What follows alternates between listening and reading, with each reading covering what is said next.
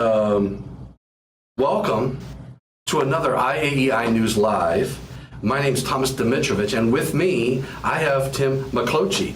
So this is the screen that we're on right here. There we are. Yeah, there we are, right there. So we're multitasking right now, and we are live on. I just saw IAEI's things come up. So here's the thing: we're talking NEC 2023 code changes here live at the International Office in Dallas, Texas, and it all starts now.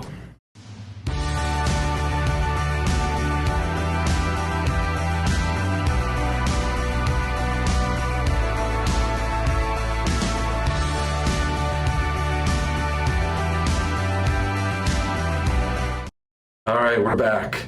I couldn't turn audio off, but okay, so we are back. Yes, we are back. We're in Texas, and we're talking 2023 code changes. You want to get your hat? We are in Texas. And when you're in Texas, you got to wear your cowboy hats, and you've got some bleeding going on. So we are, there's no bleeding going on mine. Perfect. So we're good there. So Tom Dimitrovich here and Tim McClochie. Excellent. And so what we thought we would do for this Tuesday live session is we're recording 2023 code changes for the IAEI code changes book and video series. So we're doing some of that recording, and we want to kill two birds with one stone. I mean, and we want to get this done, and we figured, well, why don't we stream live? And that's what we're doing. We're going to stream live, and we're going to continue our discussion on the code changes for the 2023 National Electrical Code. And we're going to stream for an hour, because that's what we do. And you'll have the opportunity to chat. So I'm going to have the chat is going to be right over here. And we'll see who I got. So we got Lou Petrucci here. So hello, everybody. Merry Christmas. Happy New Year. Felix Sandoval. So we're streaming down to Colombia, South America. And hey, Felix says hello. Good to see you. Hello, Felix. Excellent. And Robert was on earlier on my channel, so we sort of primed the pump a little bit. So here we are in Texas talking about code changes for the 2023 cycle. We're in chapter 3, so our next change is going to be on 300.5, if I'm not mistaken. Correct. And that's the thing, you're not going to be able to see the slides. You're not going to be able to see the slides. No, because you know why? Because they're going to have to buy, where's the book? Right, the book. The book, there it is. So this is what you got to do. You've got to get your copy of the Analysis of Changes book, and also get your copy of the National Electrical Code, okay, and you can follow along. So you can at least get this, or you can go out to NFPA link and follow along in some of the changes that we're going to be talking about. And we're starting with 300.5 in the book. So I say we get this party started. We're going to have to remove these for consistency. So this will give you a sneak of what the videos will contain, which will be available. Yes, absolutely. And so I just got to get my notes open here. I got to do this. I got to turn this off. All right. Here we go. Tell me when you're ready. Yep, I'm going to tell you when I'm ready here in a second.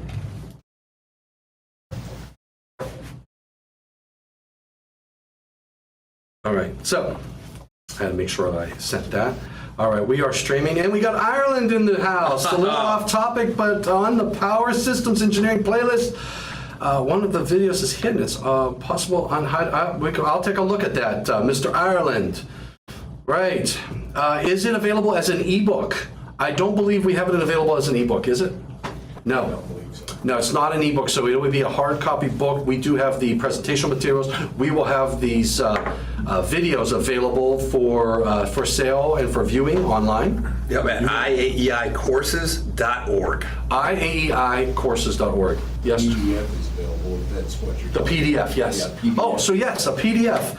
Low Boss, yes, a PDF is available for the book, so you will be able to get that copy. Thank you for asking the question, and thanks for Ireland and South America and Felix and Larry Griffith, all of you joining in. Please chat it up, but keep in mind, I'm not going to be able to watch the chat until we get to some specific sections. So after each section, for the next hour, after each of these sections that we talk about, we'll look and see if there's any questions, and we'll see if we can pick those up. But we need to make sure we get all of this done today. So with that, Ready? I think I'm ready. I feel like I'm not. You get ready? You got enough But I'm here? ready. We got everything spread out. Where am I We got looking? everything spread out. You've got to get to 300.5. Okay. And I'm into 300.5 in my code book, which is on 70-169. The table is, yeah. Yeah, that's the table, yeah. Okay. Ready? Ready, okay. Get to 300.5, next slide. All right, and in 3, 2, 1. All right, Tom. Table 300.5A. Underground installations, minimum cover requirements. Now, this one was interesting. There was a lot of discussion and debate on this. One of the major persons that was debating this was from the Massachusetts area. Ah, really? Yes. Okay. Yeah, so this one was EMT, and EMT's been allowed to be buried in 358. Right. And the problem with that was it we didn't have a note in the table that you could go to see what EMT would fall under. So what happened with the change was made to add EMT to column 3 so that you would have an area to go to when you buried your EMT. Now, EMT normally requires or sometimes requires supplemental corrosion protection. Right. But there are some stainless steel EMT, for example, that doesn't. Right. So this was kind of more of clarity and usability, and what we did for that, we added a new note, number 6, to the bottom of the table. Also, you can see there that it's kind of a pointer, and it points you to the EMT section. 358.10 uses permitted. Okay. And also check out 358.10 or 0.12 uses not permitted. Okay. But you'll see that since EMT was allowed to be used in 358. We needed to make sure there was clarity of where you went to in the table or in the column, what column to go to. All right. So we added EMT to the column. So it's not really going to change how we're doing business today. It's not going to change It's how we're just doing adding it. clarity to the code. Correct. And when you Okay. use EMT in the ground, you have to make sure that if it requires supplemental protection, it's put on. So it's not all EMT, and that's kind of where the heartburn was, is, well, I can just take EMT and bury it. Well, you can't. You have to still follow the rules in the listing for the EMT that you're using, the type of Correct. EMT, the field guide card and that type. So that was kind of Perfect. And there's a picture that I've actually, I haven't seen this in the field, but you'll see that there's supplemental corrosion protection on that EMT on the right. I see that. By my shoulder there. Yeah. And the hope is on the inspection, we saw that go the whole way. Oh, In yeah. the ground, not just That's coming right, out of the ground. It's like the ground rod that's only foot deep, Yeah. right? Yeah. Okay. So it's kind of hard to tell if that corrosion protection actually goes to where it's required. Right. But that speaks to the need. That really speaks. So we talked about this a few times during our discussions. You have the plan review, right? And the plan review is an important part of the process for inspections. Then you have things like rough-in and different stages of construction that the inspectors need to get out to the site. Now, I know there were discussions. I'm curious if you're seeing this in your jurisdiction in Connecticut. On some of these, like this, that image with the supplementary corrosion protection on that, and the question is, underground if it's there, right, for the full length. If I was able to get videos or pictures, or go like live with you in your office to say, okay, Tim, save you a trip out here. Yeah. Here's a video. Let me show you. I've got all of this taken care of so that the job can progress, right? And I know there are some standards from an NFPA perspective and that everybody's looking at for remote certifications and whatnot. Yeah. So is that something you're seeing? Yeah, that is. And I mean, with COVID, when COVID hit, we still had construction going. We couldn't stop projects. Right. So how are we going to keep projects going? So we actually implemented a remote video inspection program. Really? Yeah. And so that I just got goosebumps. Yeah, it was really neat. And, it had bumps in it, and it's not perfect. And, I did a rough electrical for a house, and it took me about an hour and 45 minutes. because, again, you're looking through a device in your That's office right. on an iPad, so it made it difficult, but we kept construction going. So, we'll do that in certain cases. You have to make sure that it's clear, and we don't do it as much because there's nothing that beats an in-field inspection. No, yeah, you're right. But You're right there. if I can stop an hour ride and you can get close enough to that and show me the identification on the side of that so we can verify that, we do it. We still do it. That's pretty so good. we want to keep things going. So COVID brought that forward, and the new standard for that remote video inspection. That's right. There's no standard for that. Yeah. Interesting. Yep. Yeah, so this- and now that supplementary corrosion protection, is that like a listed product? Yes. Okay. Yeah, So like I said, I've never seen it except in this picture. oh, interesting. So it's not something that I normally see because, again, the idea is you can't bury EMT in the ground. Right. So it's not something that you normally see. Right. But the allowance should be there to do it if you use the right product in the right way. I gotcha. Well, that's a plan. Yeah. So the next one, again, protection from damage, and this was actually from Massachusetts also, and this one. Next slide. Oh, I moved it. Oh, did it move? Yeah. Oh, yeah. I moved it. Okay. All right. Perfect. Yeah. There we go. Yeah, because it's the same thing. This is actually the section and not in the table. So in the section 300.5D, which is on page 168. 70-168 in the National Electrical Code. Yes. 5D, which is the bottom left-hand side. All right. Conductors and cables. Yeah. Gotcha. So the interesting part about this is sometimes, you can't see the forest through the tree, Yeah. right? Yeah. And this was a perfect example that I had to read this 3 times when I saw it. But when you read the language of what it said direct buried conductors and cables. Well, what do you do about conductors and cables that are in a conduit or tubing underground? Yeah. So, protection from damage. Well, if they're not direct buried, then technically this section didn't apply. And the one that really brought it to the forefront was the one for service conductors there. And the question D3. That was the one. Underground service conductors that are not encased in concrete and that are buried 18 inches or more below grade shall have their location identified by warning ribbon that is placed in a trench at least 12 inches above. So the charging text for that came out of D. I gotcha. So if we just were concerned about direct buried conductors and cables, well, service conduits that had service conductors in it didn't have to follow the rule. Oh, so this plugs that. So this, by removing 2 words, right? Yeah. So in the body D, protection from damage, we took out direct buried. Right. Now it applies to all conductors and cables, whether they're direct buried or they're in a conduit or tubing. Gotcha. So it was one of those. No, would you classify this as a significant change or a change that's going to? I guess if people were leveraging that loophole, then That's the thing. It fixes a loophole that if you're aware of it and you were using a loophole. Yeah. But it was one of those eye-opening things that you look at that and you say, "Wow, really?"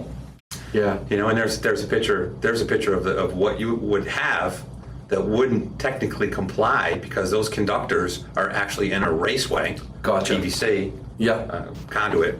yeah, And they didn't have to comply. So yeah, we fixed a loophole that just made it, helps inspectors too, because when you cite a section, it has to say what you think it says.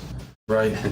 And you want to make sure that the language matches. So that was a good. And what's really great is these photos, not only are they in the PowerPoint, they're also in the book, which is available at www.iaei.org, and when you go to the store tab. So make sure you have a good copy. You have a copy of the book, of the changes book, and a copy of the National Electrical Code, both to work hand in hand as you navigate. Now, you can always use the NFPA link, but working through these changes is very helpful. Yeah, All of absolutely. those You'll see that we resources. have our book, and it's really helpful to go back and forth and see the Absolutely. language. So there's a picture, like I said. Here's another picture of a bigger installation there. Yeah, And, so that would have not been covered then, Right. because you've got the raceway the raceway's buried. Yeah. They're not direct buried conductors. They're not direct buried conductors. There's conductors that are in a raceway. Wow. See, if it was me, I would have said, okay, hold on. The conductors are in a raceway, yes, and the raceway is direct buried, Right. yes. Well, then the conductors by default are direct buried. Right, and that's kind of what the debate was, but with the charging text of D that said direct buried conductors and cables, that's what the rest of the subsections applied to. So that's where it was. Because, yeah, when we went to D3, we looked at that and said, wait a minute, this is clear. This has conductors. But what happened was it was under the body of the main, and the main applied to direct buried conductor in the cables. Well, that's a large scale PD photovoltaic installation right there. That's a very large installation. Yeah. You can tell that. Yeah. Excellent. So I thought that was yeah.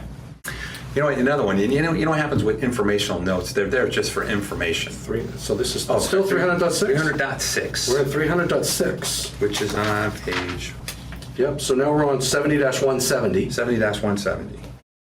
And what happened is there's an informational note. You know, an informational notes, as you know, they're just there for information. Oh, absolutely. Just Not for enforceable. guidance. They're not enforceable. Right. You know, it's tough. They're pointers. But if you can take informational notes and turn them into positive language, Correct. then you can have a section to go to that you can actually use for enforcement or installations. Right. So really the informational note here carried language about threads that were field cut or that were cut somewhere else besides the factory. So if we had these threads that were cut anywhere else besides the factory, we needed to make sure that we had the supplemental coating on them. How are we going to do that? Well, it was an informational note that pointed to what were field cut threads and what weren't. So we basically took some language out of the informational note because, again, that wasn't enforceable.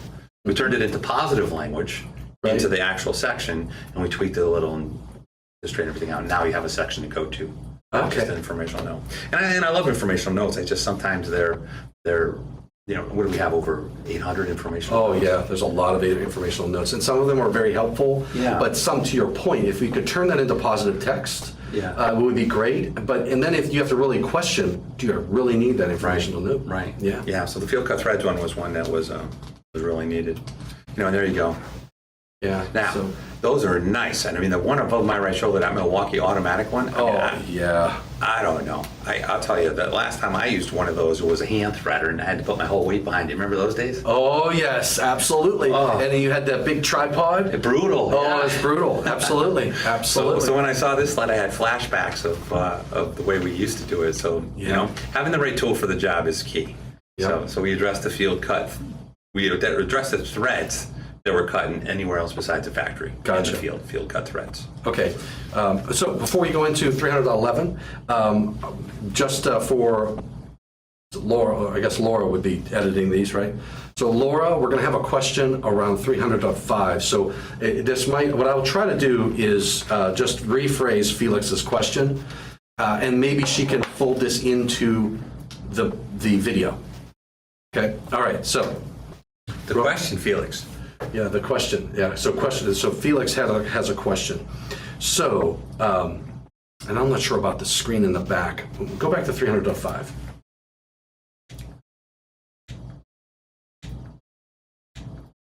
All right. Go to the next one. There we go. All right. So I'm going to ask you the question that Felix is asking us. On this slide?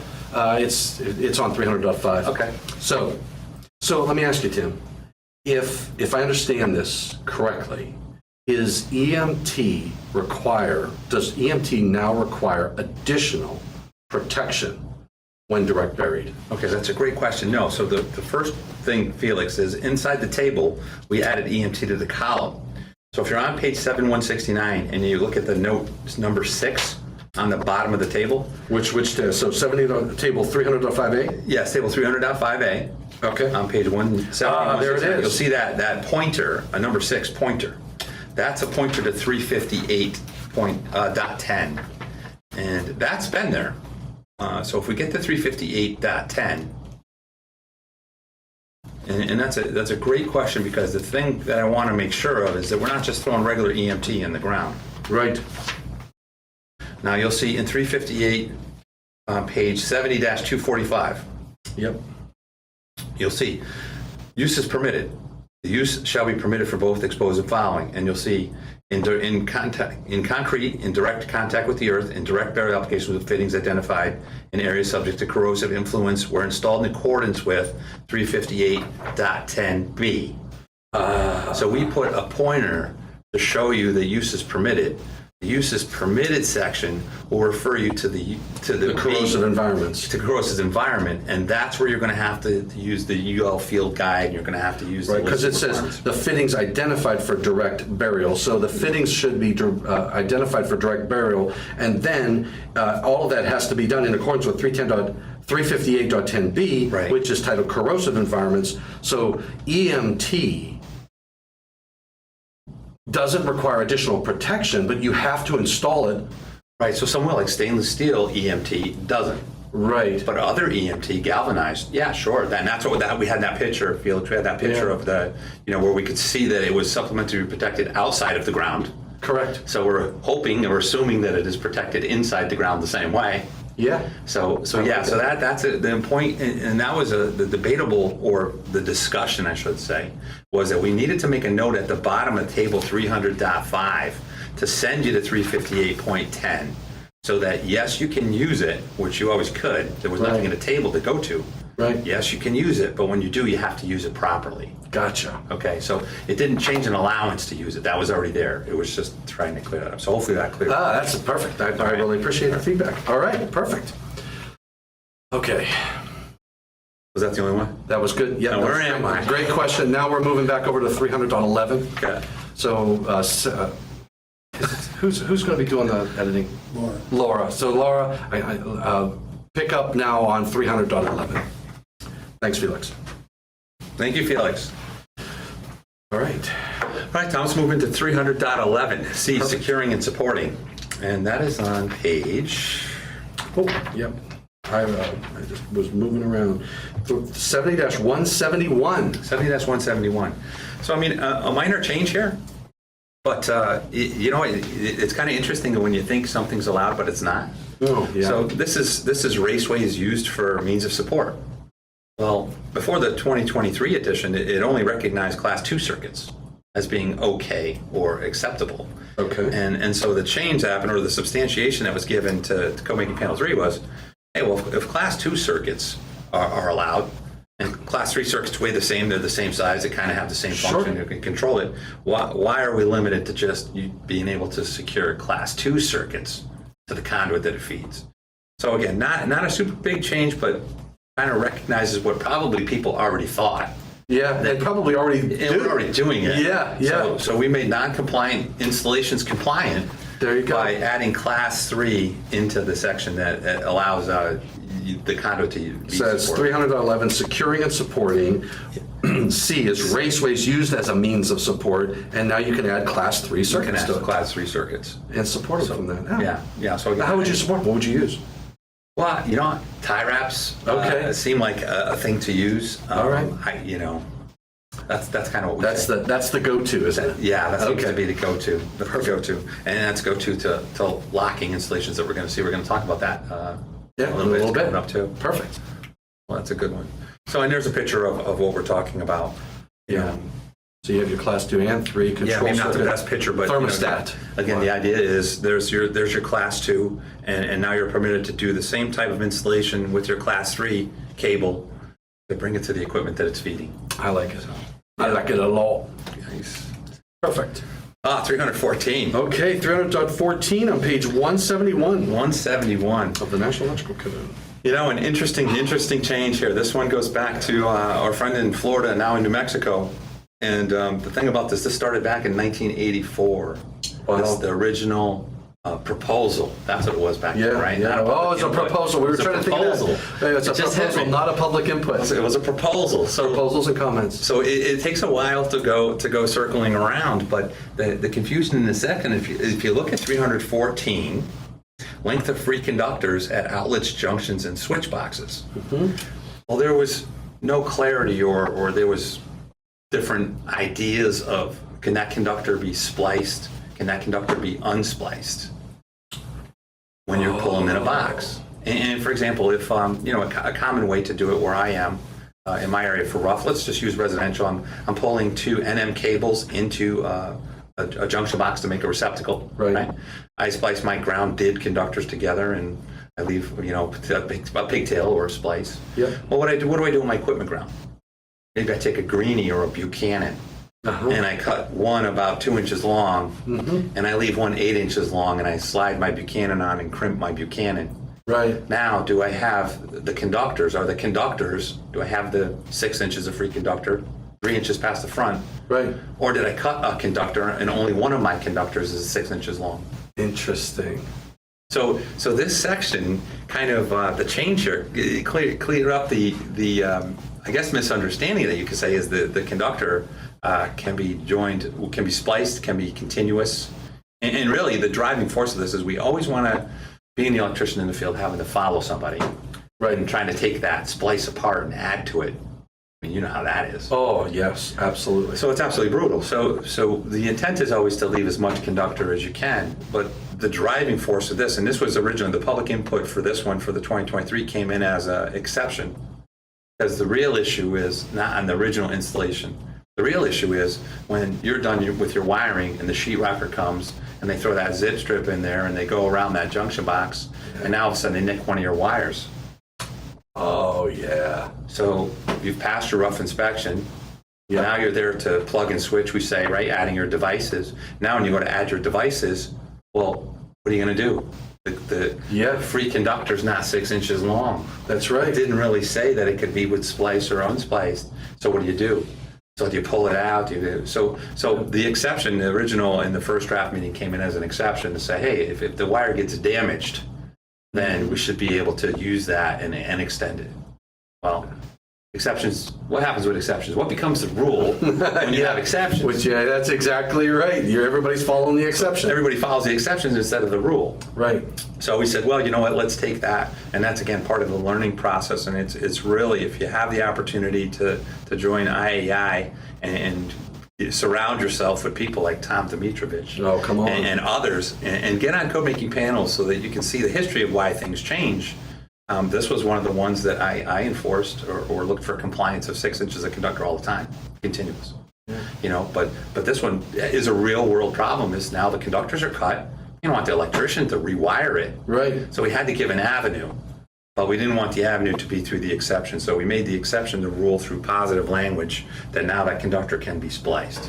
Wow. So. See, and out of all of this 300.14, the only thing that my takeaway was, I'm going to the supply house and asking for my free conductors. Okay? You had a completely different perspective on 300.14. Well, that was awesome. So that was that one. A little more in depth than I want to be. There we go. There's a picture right there, right? So there's over my shoulder. And I'll tell you what, that tool for drywall, I have one of those. And I did a drywall job in my basement, refinished the basement. Mm-hmm. And I tell you what, if you're not careful, that thing takes off on you. Yeah, I can definitely see that damaging conductors. I agree, and I like how looks like it's being used properly. Very rarely are they on the outside of the box because that makes the hole bigger.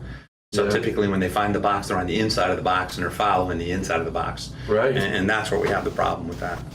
Yeah. So that conductor being permitted to splice will hopefully not change the idea of having enough conductor, but that's the reason why that changed.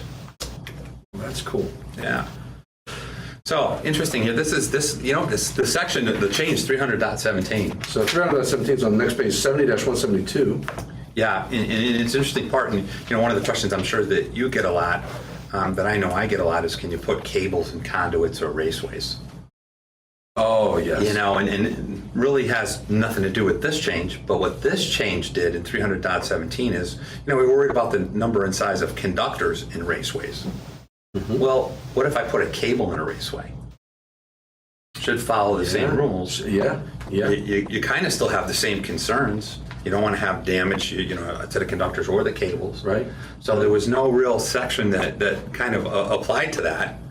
So we had to kind of make sure that, another one of those things that you look at and you're like, Yeah. Now I bet you they were always treating it the same. I would assume, but it takes that one person who says, "Oh no, I don't have to because cables is not in 300.17." Yeah, and that's a great point, because if it doesn't say I can't, then I can. Then I can. So but the other, the side effect of this, or the good unintended consequences, this is a good section to go to now to look at, when people ask you the question, can you put cables in raceways or in conduits? Right. And when you go to 300.17, you can, because that's why we added it to treat it just like conductors and worry about damage when you're doing it. That's awesome. So that was a good unintended consequence.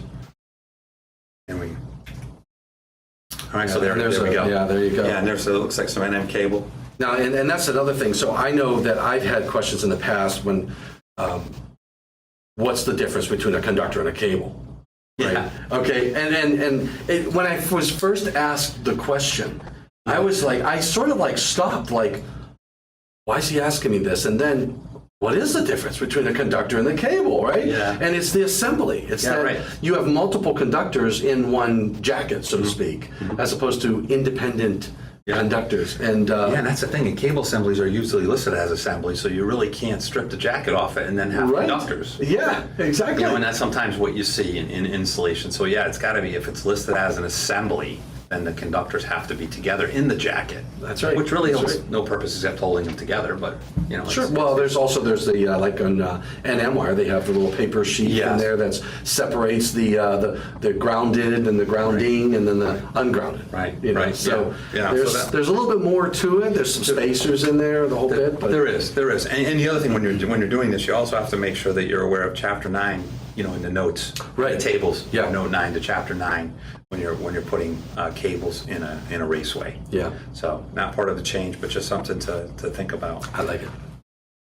All right, exit enclosures. 300.25. Now, Look at that.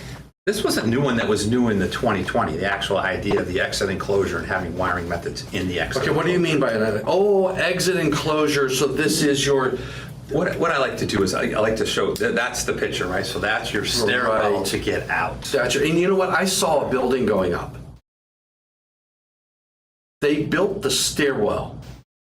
So my wife and I are driving down the road and I see this, and you can just see these, like two where the corners of the building would be. There are two concrete structures that are independent. And they were the first things that went up. Yeah. Okay. And she was like, what is that? I'm like, well, that's going to be a building. And I wanted to get over there to get a photo of that just for this reason, because that's like an independent structure. It's fire resistant, Right. and there's special requirements around that exit that you want that to be like a safe zone, so to speak. There is. And when we get to that, well, we're doing that. I mean, they're separated from the building, but the issue with that is the egress lighting. Yep. When we have the Go back. oh Go back. back, here we go. Yep. So the issue is that when we have the egress lighting in there, we can only have certain types of wiring in that exit enclosure. Right.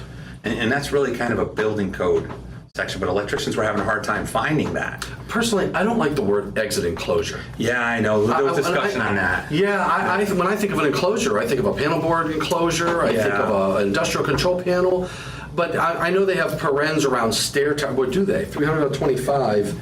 Yeah, it does. It has stair towers. I mean, they should just say stair towers. Yeah. You had a discussion about that? We did discuss that, and it was kind of like, you know, it's part of the means of egress. The exit enclosure is a building code term. That's kind of why you'll see separated from the building to fire resistant rating. Okay. To kind of make it correlate with building codes when you're kind of cross-referencing. So the discussion came up, and you know, because it was a defined term in the building code, you know, like I said, separated from the building was nothing. That really wasn't defined, so we couldn't use that. So you'll see the change here, fire resistant rating was part of the same reason why. Right. To correlate with other NFPA 5000, for instance, on the building side. So we kind of had to work with that. But yeah, that's one of those definitions. Yep. Yep. So there we go. Oh, so that was the 2020 change to it. So what happened in the 2023 was, well, as part of the means of egress, you'll see you need lighting in that exit enclosure that's permitted to be in the enclosure. Mm-hmm. But what happens is the means of egress extends to the public way, which is outside of the doorway. Okay. Okay, so you see on the slide, you'll see the picture right there with the red. Right. Okay, and it says egress lighting on the exterior doorway. Yeah. So what happens is there was no exception to allow that wiring to go through the exit enclosure because it wasn't contained in the exit enclosure. Oh. So we kind of didn't catch that when we first put it in. We caught, okay, so we need wiring in the enclosure for means of egress lighting. Right. Yes. And then we kind of stopped there, and then it was brought to our attention, and you know, it was quite a few PIs on that the lighting circuit that feeds the exit stairwell inside has to continue to the public way. So that means that light on the door is connected to the light inside the exit enclosure or exit stair tower, let's say. Let's just use stair towers. So the outside circuit's connected to the circuit in the stair tower. I see. Well, it really wasn't permitted to do that Right. because it was supposed to be contained within the stair tower. Gotcha. So in the 2023, we kind of cleaned that up. We put that exception that says when egress lighting is required on outside exterior doorways from the exit enclosure stair tower, luminaires shall be permitted to be supplied from the inside of the exit enclosure. And you know what really that did? That just made what we've been doing code compliant. Yeah. So because I mean, you have to get a conductor there. So yeah, you had to get a light there. Yeah. And it had to be from the circuit inside. Right. Because if that light doesn't go on when those lights go on, that's right. well, we don't. And light what would up be the that. reason why you would not? I mean, you're not reducing the safety. You're not. Right. So Right. you have to really question the principal rule on the fundamental, right? Yeah. So yeah. you're not jeopardizing. No, and on the building code, that's the sacred part of the stair enclosure or the stair towers to get people out. We don't want any kind of holes or penetrations in there that can reduce the ability of the people to get out in a timely manner. Yeah, that's a good point. So that's kind of what that change was. So the exception was added there to address that lighting. Beautiful. 326 remote control signal circuits. 300.26 remote That is control on. signal circuits. It's on the same page. Oh, good. 7-175. All right, so there was a lot of work. Did a lot of work with this, and this new section had to do with. I really think Code Making Panel 3 did a lot of work in the 700 articles that we had, and this was one example of that. This Class 1 circuits we relocated to 724 from 725. Okay. 725 now has Class 2 and Class 3 circuitry. Non-power limited. And we have power limited class 2 that's in 725.3. Well, when we did that, we needed a pointer to help people get to those sections now for a remote control signaling circuit. There was really, we didn't want it to be confusing. And I'll tell you, when I first started in the trade, I thought the 700s were really confusing. And we'll get to some changes there that I think were really helpful. But yeah, I thought that was really a confusing section. So with all those changes going on, we wanted to make sure that people went to the right section for their remote control and signaling circuit. So by putting in that 300.26, now remote control and signaling circuits shall be classified as either power limited or non-power limited. Mm-hmm. And then we have the list 1, 2, and 3 of where to go with that, depending on what you have. Class 1, you go to 724.3. Class 2, 725.3. And then non-power limited, in accordance with 300.2 through 300.25, because you can't just point to an article, right? So you had to identify these specific sections. Manual issue. So when the thing about the non-power limited is, if it's non-power limit, what are we going to treat it as? Just regular wiring. Yeah, it's right? regular wiring. Yeah. So that's why that 300.2 to 300.25 is, if it's non-power limited, we just treat it like regular wiring. So we wanted to make that clear. So that's interesting, because you couldn't just, wow. So I'm telling you, it was a lot of work. There was a lot of discussion, and we're still tweaking the 724, 725. Next cycle, I think you're going to see public inputs to move some things around there too. We're going to see a lot. It's a work in progress. Oh yeah. So the code. Yeah. We are a work in progress. Document. We are definitely a work in progress. Yes. Some say more progress than others. And some say need more work. Beautiful. And that should close out Article 300. This slide will. So this is just a picture of just reiterating what we just covered. Right. Yeah. Yes. Perfect. So we're done with 300. Now we're into Article 305. Man, general. Yes. So this is a new article. This is a new article, and this is when article was created for the whole medium voltage. That's right. So we can kind of get a grasp on that. And so this goes over 1,000 volts, 1,500 volts DC. This covers systems rated over that. Now, so I wondered, where did they take these out of? Some of this out of 300. 300. Yeah. Okay. Yeah. All right. So just like in 240, they pulled stuff out of 240, put it in 245. Exactly. And 210 was into 235, 215 into 235, et cetera. Exactly. So, all right. Exactly. And this is a work in progress, and it's I wouldn't say it's a placeholder because it's there, but medium voltage we've been working on for a few cycles. Yeah. And, long-term goal will get it there, but it's going to take a little while. Perfect. Oh, so here we go.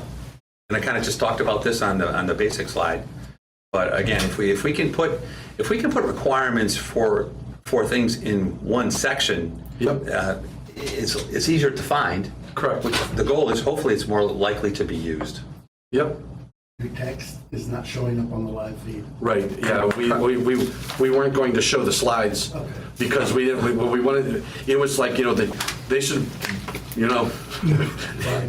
that's the key, so I appreciate it. Yep. All right. Rudy just stopped in, so we just had a Rudy encounter. Rudy was here. All right, we had Rudy here, he was here, and it was awesome. But yeah, so just to reiterate, everybody out there in Tube Land and LinkedIn land, what we're doing is we're doing a video for the code changes. We're not going to be showing the slide deck because you need to come to the program, right? Yes, you too. Absolutely. Absolutely. Well, I got delayed to 8:30. He's okay. Our flights are delayed, so we can. We're definitely going to get everything done. I think we are. This week. Wow. How about yours? Any changes on yours? All right. We're taking a minor little coffee break, or a Dr. Pepper break for my case. All right. So we're looking at flights. So we gotta figure out, are we going to get the heck out of here It's only at 1 in tonight? the morning. You're getting in at 1 in the morning. What we won't do for the IAEI. I'll tell you. Uh-oh. Hopefully it doesn't get canceled. When do they usually cancel it? Well, that is definitely a capability. That's definitely a possibility. So we got Felix Sandoval. Hopefully you got your answer. And we're still working through chapter 3. I am delayed. It doesn't say time.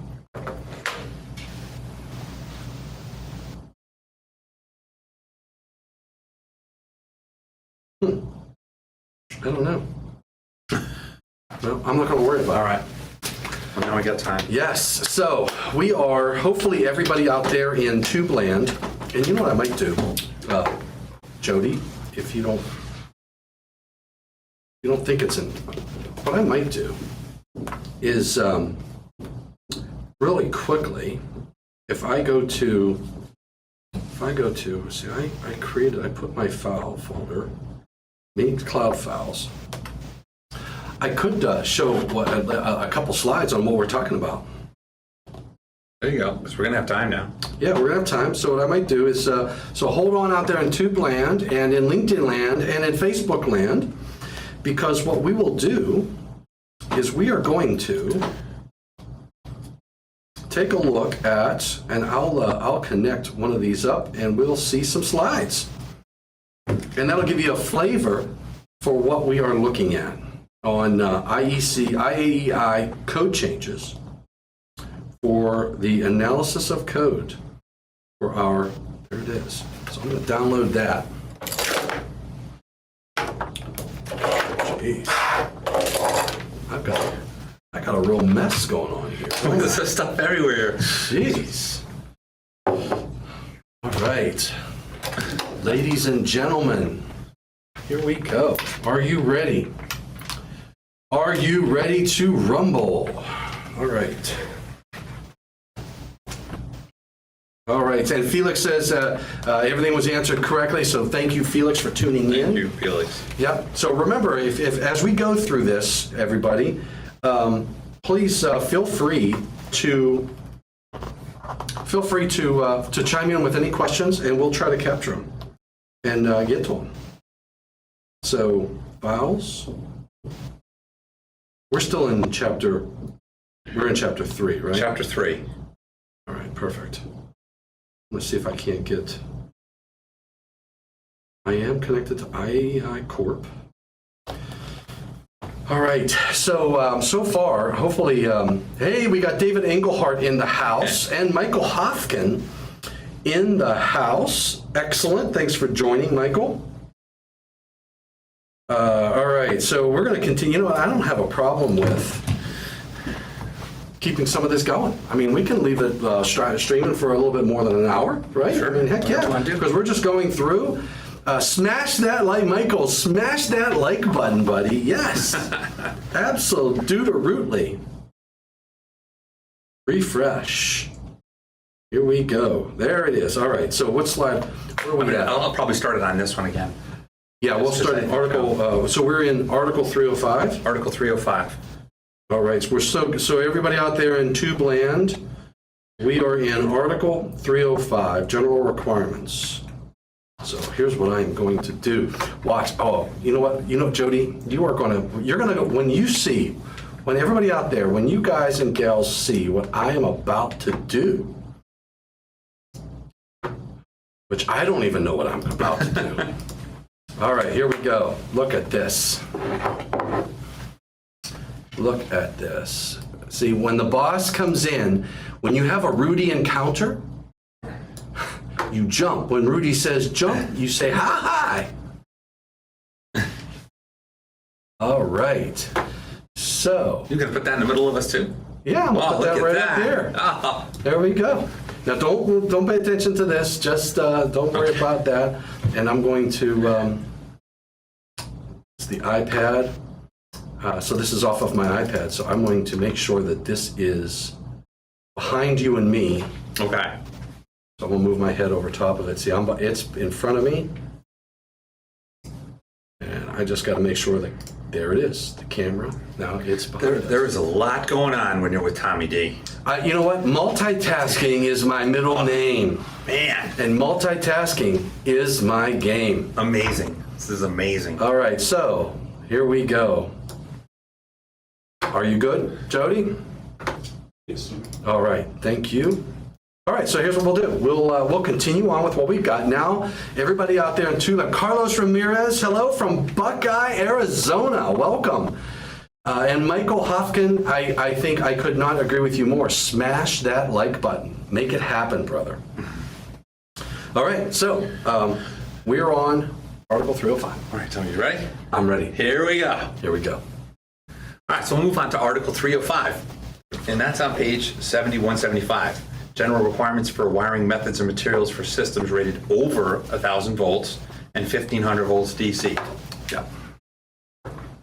So what is it? That's a new article, and kind of what we've been talking about for medium voltage, trying to make the requirements for medium voltage easier to find, grouped in areas that will help people. Yes. So the contents in 305. Right. Now, now I'm just going by memory here. In 240, we moved and we took the medium voltage requirements out of 240 and we made it 245. We took the medium voltage requirements out of 210, 225, 215, and 230, and we made it 235. Right. So the contents in 305, where are they out of? Actually came out of Part 2 out of Article 300. Okay, so They came out of 300. They came out of 300, but there was an entire part. Because Part 2 had voltages over. All right, so they just they put the moving bus in, That's grabbed it, all that pretty content, stuck it over in Just 305. relocated it. Perfect. Yeah. So again, and it's like we've talked before. It's a work in progress. The medium voltage is Right. it's going to take a while to get there. Yeah. But it's a good start with what we have. I like and again, if it's easier to find, hopefully it'll be used more. Absolutely. So that's what we did there. And there's a picture of an installation there Very nice. that has a medium voltage. Very Can nice. actually- Yeah. So I'm for anything that increases clarity and usability, especially for inspectors, if we can find requirements easier. Yeah, and that is a. So I think whenever I talk about medium voltage, I tell people, look, from a new requirement perspective, I don't think you're going to find many actual new technical requirements around medium voltage, but we moved things around, put them into their own articles for usability. Right. And what this is going to do is raise the awareness that if the utility doesn't own it, you've got to follow these requirements, Right. not the NESC. Right. So, Right. Yeah. Agreed. All right. So now we're going to move into 310. Article 310, so that was it for 305. That was it. Now- Yeah, and I think the takeaway on 305, just moved content and Yeah, pretty consistent with what we've seen Yeah. for other sections on medium voltage, just relocating content for ease of use. right. So conductors for general wiring, 310. 310. Yeah, this was interesting, and we had talked about this, the tables. This table 31016. I'm happy to see that come back. When it was that to 2020 NEC, that was our Yes. 31015B16. That's right. But we didn't really have a section to reference the table, so that straightened out. The change here was the XHWN conductors for the 90 degrees Celsius. And that was in the tables, and the correlating committee worked with code making panel 6 on this, and really they determined that you couldn't use XHWN, wasn't rated for the temperatures that it was shown in those tables. Wow. So That's it was interesting. It was one of those surprising that when I saw that, I'm like, really? Okay. So they took it out of the table. And actually, those 3 tables, 310.16, 310.17, 310.20. Yeah. Interesting. Yeah, there it is right there. Look at that. So they update. So I wonder how long they were incorrect. I don't know. I mean, again, it's listed in 310.41 as a 75 degree conductor. Yeah. But how long? How many cycles was that in there? I'm not sure. Wow. Yeah. So sometimes, again, it takes a cycle or two for things to correlate and catch up. Yep. You got to pay attention to the details. The details. It's all about the details. And that was an easy one. Yep. Let's go to 312. Okay, Article 312. So that was it on 310. That was it. Wow. Everything else is basically nothing burgers, huh? Yeah, really, pretty much. Article 312, cabinets, cutout boxes, and meter socket enclosures. And a lot of concerns with these and field installed screws. All right, so Oh, yes. yeah. Yeah. So you know what? And I say, oh yeah, because there was a case in my panel board. Not mine. I was watching somebody else on their panel board install a cover, and it was a residential panel board, and they were putting the screw in, and you got to tuck those wires in. Yeah. And make a neat and workmanship-like manner is so important, because when it's not done correctly, you can jeopardize the wiring. And I tell you, he damaged the wire when he was putting the screw in, and he used the wrong screw. It was much longer. Yeah. And it was like, well, it's the same threads, there's other reasons. There's other reasons why, and he damaged the conductor as he was putting that screw in, because you've got to think about what's what's inside the wireway, what's inside that structure when you're putting things together. Right. So it's am I hitting the mark on what that is? Absolutely, and this is exactly what this is doing, because we're hitting insulation and we're hitting damaging conductors when we're putting those screws in that don't have the blunt ends. So this is going to be very helpful. And it gets into more detail here about how those fasteners or those field screws can go in. Mm-hmm. And the extension of the 1/4 inch there, that was actually, if we get into 31210, what page is that on? Oh, that's on 70-193. So in your code book, 70-193, pick that up. There you go. Screws or other fasteners is the title of it. That's a whole new section? Yeah, it's a whole new section. So I was going to say it's a list. There's three items there that are important to look at, right? And it says shall comply with the following. So and that's what this does. Now there's an exception here, but the important part is the screws or other fasteners installed in the field that enter the wiring space. So these are screws that enter the wiring space. These aren't screws that you're going. And there's the blunt ends. His had a sharp end. Yeah. It was the wrong screw. It was longer, and it had a sharp end, and that's why it penetrated the conductor. Yes, and these are screws that are entering into, not like you're mounting something onto a wall. Right. These are the screws that are mounting into. Right. So the language was specific here, like, machine type with blunt ends. 2, other fasteners shall have blunt ends. Right. So the consistency there. Yep. And screws or other fasteners shall extend to the enclosure no more than a 1/4 inch unless the end is protected with an approved means. Interesting. So the approved language, a little discussion there. But I bet there was. we wanted to be able to have options if there was something. So what was the else. discussion? What's approved? What's approved? Yeah, that's going to depend. Right. Could be the listing of the assembly. Like if you're, for example, like in my case, it was a panel board. It was a panel board cover. Mm-hmm. And manufacturers make the I don't know if you can't call them a screw, but a bolt, right? That goes in to hold those covers on. Now, they're not listed, but they are identified for use with, right? So where there's a catalog number, you can buy those products. You just can't, it's the old drywall screw syndrome. Yeah, you just can't do that. You just can't do that. Just can't, or a deck screw. Or a deck screw, and, yeah. and again, I think the exception is helpful too, because those are the general terms. That the exception there. Okay, what's the exception? Screws or other fasteners shall be permitted to extend into the enclosure not more than, I thought that said 11 inches, 7/16 of an inch. Yeah, so we gained, right? Right.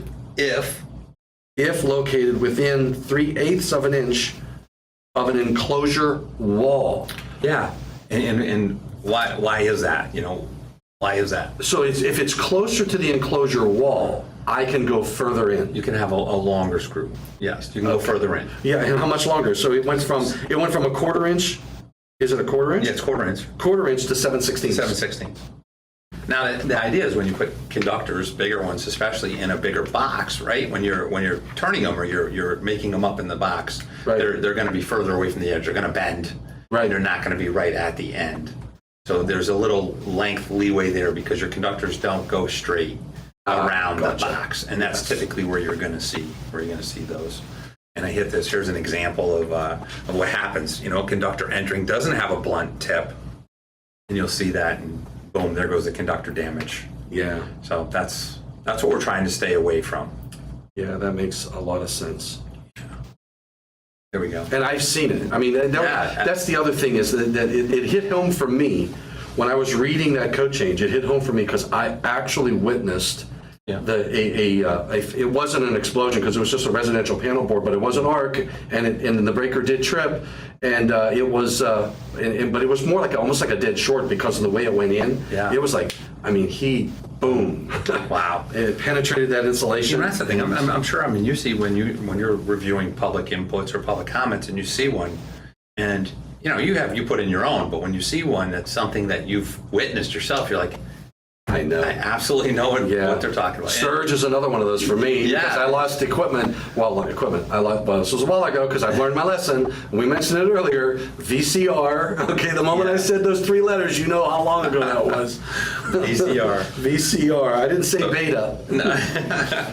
And here's a slide to go over what they are, and there's a line with an X through it there to show our sheetrock type screws. We don't want those to come into the box. Perfect. Don't want to worry about the conductors. I like it. I like it a lot. That's it for 312. That's it. We're gonna go to 314. Oh, 314. Yeah. Just like Outlet device pull and junction boxes, conduit bodies, fittings, and hand-hold enclosures. And this one's kind of similar to the one we just talked about. right. All right, and this is on page.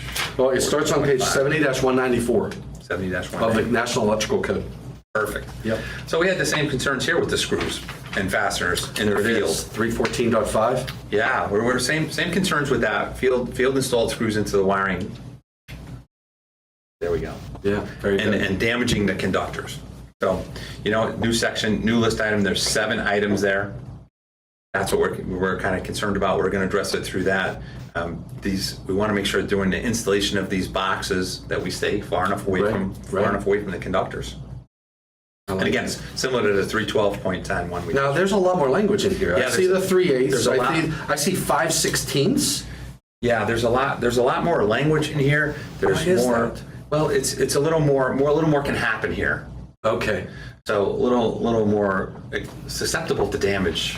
Right. So the previous was just cabinets, cutout boxes, and meter socket enclosures. Right. And now we're into outlets, device pull and junction boxes. Yeah. Okay. So smaller areas too. Smaller areas, right? There you go. Yeah, Smaller that's a confined good point. areas more likely to maybe get damage to the conductors. Right. So you have the screws and machine type. There's all the blunt ends. The blunt ends, yeah, it's consistent. Yeah. And then I see a 5/16. I see I see. Okay. So now they're getting into cubic inches. Yeah. So the size of the enclosure and Yes. giving you some provisions for that. And again, the screws with the covers and that type of stuff, that's the stuff that the manufacturers make when you buy these kind of boxes that have the covers on them. But we all know that those are little plastic baggies, and they Yeah. throw those in the garbage, right? And then we go dumpster diving. But it's so much easier just to grab a drywall screw. Yeah. So Yeah. I'm just saying. You gotta love it. So again, there we go. This is a great picture. There's the blunt ends will not damage the conductors, and that's a good slide of the picture. And we have the option here too about not near the edges. Right. See that? So we have the 7/16 on this also. Yeah, it's right there. Yeah, right there. So that's a good. I like it.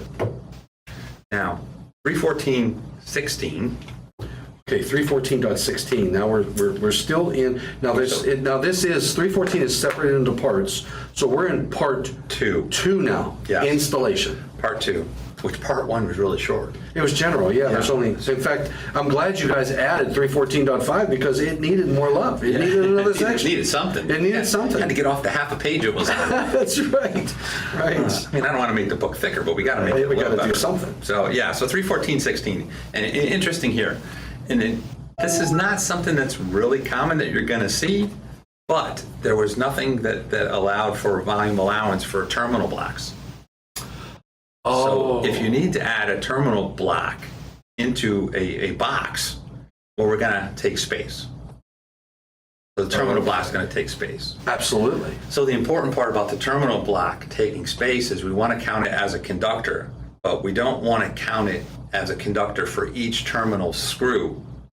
We want to count it for the whole terminal block. Right. Because if we have a 6-screw block, then we'd have to add 6 conductors for fill on that. We don't want to do that. We want to just add 1 conductor for the block. Right. So that we cover that. So we worked on that. So that's in B, box fill calculations. Yes, But B6 actually. Oh, okay. I was going to say, okay, all right. So yeah. actually it's on the next page. So you There added it a is. new B6, Yes, correct. terminal block fill. Gotcha. Yeah. There, okay. Yeah, I missed that part. B6. Yeah, that's perfect. That's perfect. So there it is. And there's other things that that they take. I mean, this is code making panel 9. So there's other things that we put in the boxes that require extra fill that I think they're looking at. Okay. But this was the start with that. Nice. Yeah. And it's probably something we've done in the past, but nobody knew how to handle it. Yeah, and I mean, I think the one area where I think we would see this, and I'm not sure if it's on here, the 680.23F. Yeah, it is on here. So 680.23F2B. Yeah. That's where you might have a underwater luminaire for pool, Article 680 swimming pools. Gotcha. And if you're taking that pool, if it's the light supply from like a switch or a transformer or a GFI Right. or something like that, Right. you might see that. So there's a picture of a terminal block, and it's going into what maybe a 4-inch square, 4/11/16, 4-inch square center. Yeah. So when we do that, and again, the key is we want to have 1 conductor for that terminal block, not a conductor for each terminal screw. I think if you could fit that terminal block into that floor Yeah, block, that would be a. You're doing good. You're doing good. You're doing good, brother. Yeah, I agree. Go love. Dimensions of boxes, 314.24. We're on the same page? No, turn the No, page. we're turning the page. Turn the page. Good Bob Seger song. Yeah. So this one is one that Cominky Panel 9. I think yeah, this was Fred Hartwell one, and it's interesting that the substantiation for this was concerned about side entries and boxes. I remember this when you have discussion. devices. You remember that? Yeah. I mean, were you any part of that? Were you able to? No, I sat in on a few of those, so Okay. I remember the discussion around the side Because entrances. they talked about that quite a bit. Yeah. And I get it because I've had to put a GFI outlet or something in a box. That's right. And you're using a side entry, and now all of a sudden when you use the side entry, you don't have the room to get the conductors in the box because the device is too far back in the box. Right. So yeah, and that's a common problem. So what they did was they changed the language in 314.24, actually revised some language, and to address that side entry part. And there's a graph with dimensions on it. No, actually, there's the first thing, and it was an email. There's what we're talking about. There's 2 GFIs in that box, and the problem is when you put those 2 devices in that box, you're losing the space on the sides because they're so deep that you don't Yeah. have those side entries to get your conductors in. Right, and so is that what they added with C, clearances for side wiring entrances? That's going to be this slide. Yeah, that's this picture here, and this would almost be a great diagram to put inside the code book. You know, to kind of help explain things about how you see what they did there with the clearances and the 1 and the Yeah. 2. So yeah, this is the clearances from side wiring entrances, and how you do it. And application 1 is option 1 on the left side. Yeah. Option 2 is on the right side. So the So whole, you have the rearward projection? yeah. Okay. So not, and again, I think it's it's written a little. It might need a little cleaning for people to be able to use it, because but I get it. And in the main body, where devices or equipment are mounted in boxes having side wiring entries to conductors entering from the side shall be protected as covered in 1 or 2. Right. The term side applies to any wall, right? So number 1, the rearward projection of the device or equipment shall not extend beyond the center line of the wiring knockout or other entry. Okay. So Okay. looking at the picture, it's the center line of that knockout on the left side, on the top of the bottom of the left side there, where you see the conductors. Oh, So I think see. this yeah. would be a great, this is a public input, Tom, to put an illustration in to maybe kind of explain what that's trying to say. Yeah, that makes sense. And number 2, the clearance from the box wall to the installed device or equipment shall not be less than 1/2 inch. That's the side wall. I see. So it's a little. And that's the application too. Yeah. And the picture there shows that it fails the spacing requirement because that's only 3/16 of an inch. Right. Interesting. So you need a wider box to be able to put 2 of those receptacles in. You need a wider because box. they're so deep. Because they're so deep, exactly. Yeah, a wider box or a box with a raised ring extension raised to bring ring, it yeah. out so that you Yeah. can get it. So it's off not of as the center deep. of the back option. Go back to I option 1. like it. Yeah, so you'll have to look at that when you're doing this. And again, plan out the job. Right. Yeah. What do you plan on putting in? Are you putting 2 GFIs in there? Is there a way that you could do it differently? Maybe. Maybe. But, so And that addresses a real world problem, which mostly Fred does. Yeah. Absolutely. So yeah. that's that was good. That was a good change. Great illustration. Very good illustration of The that one. substantiation he had was great. Here we go again. What are we going to talk about now? Medium voltage. It ends in a 5, so it's got to ends be in a medium 5. voltage. Ends in a Right. 5. And again, the medium voltage, conductors, cables, cable joints, and terminations, right? Right. Now, instead of just coming out of a part of a previous article, Oh, that's right. this was one of the articles that was deleted. So this was Article 311. This was, okay, so it was, now, okay, would you call it 311 was deleted or was 311 just renumbered? You know?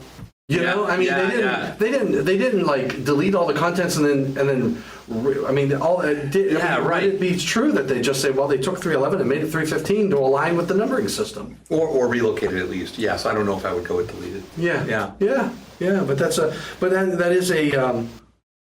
that's a good point. So it contains the requirements as well. So these requirements were previously found in 311 in the 2020.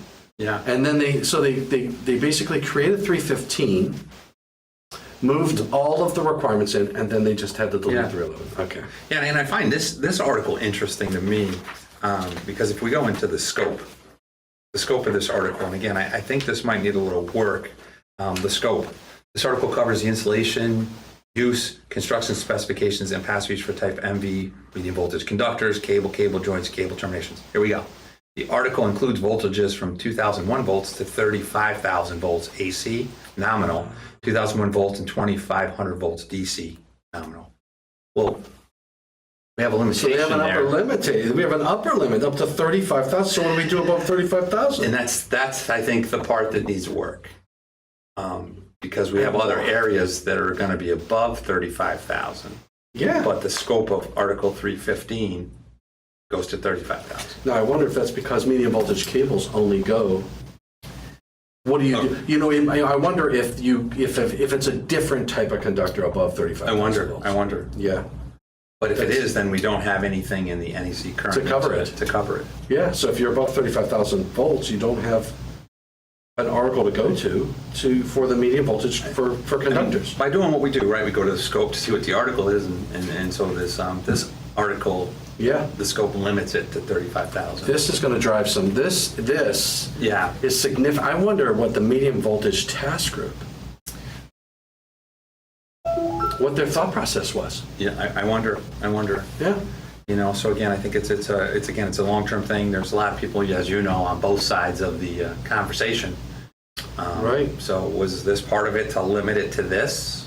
Yeah, and I know to Felix Sandoval's point, in Colombia, South America, they've got 44 kV that are under the requirements of the National Electrical Code. So this could present a challenge. Yes. Right.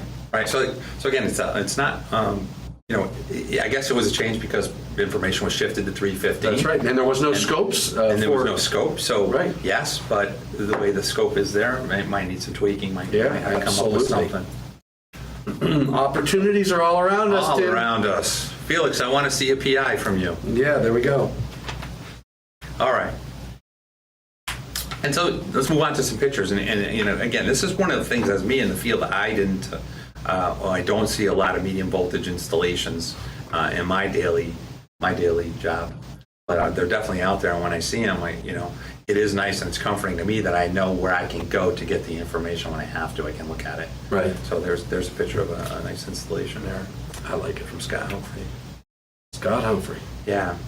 There's another picture. David Humphrey. Or Scott Humphrey. Who was that from? Oh, Scott Humphrey. Okay.